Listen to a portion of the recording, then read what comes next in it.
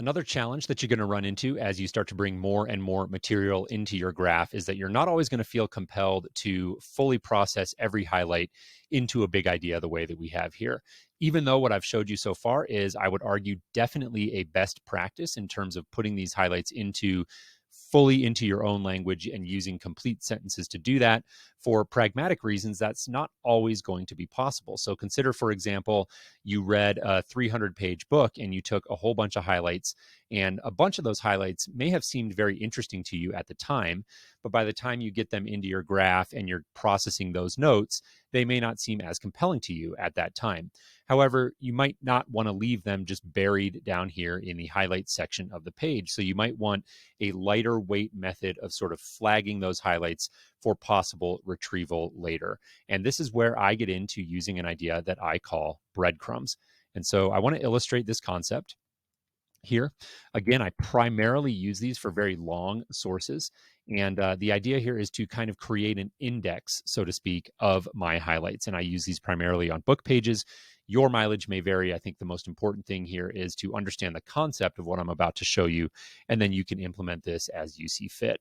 So again, I'm going to use the 3 hashtag symbols to create a heading style, and I'm going to create a heading on here called breadcrumbs.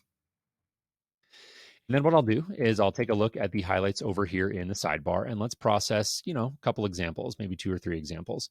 So as I'm scrolling down the page, I might see this highlight here, for example, that at the time I thought was kind of interesting. There's an anthropologist here arguing that coinage itself arose out of the needs to serve organized armies and mercenaries, and he spells out the reason why.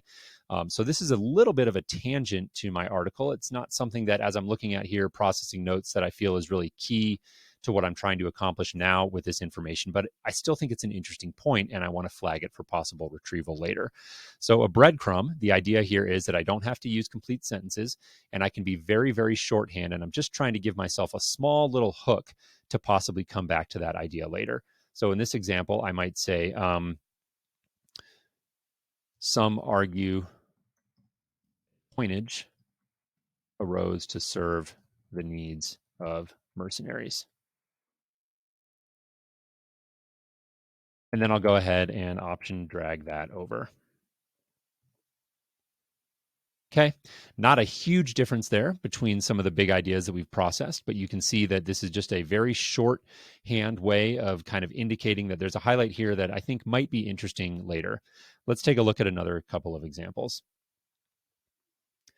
Here we've got a note about paper money. So let's say, for whatever reason, I just don't want to process this one fully right now. I could just say history of paper money. Drag that one over. And let's take a look at one more quick example here. How about this one? The early internet native payment schemes. Early internet native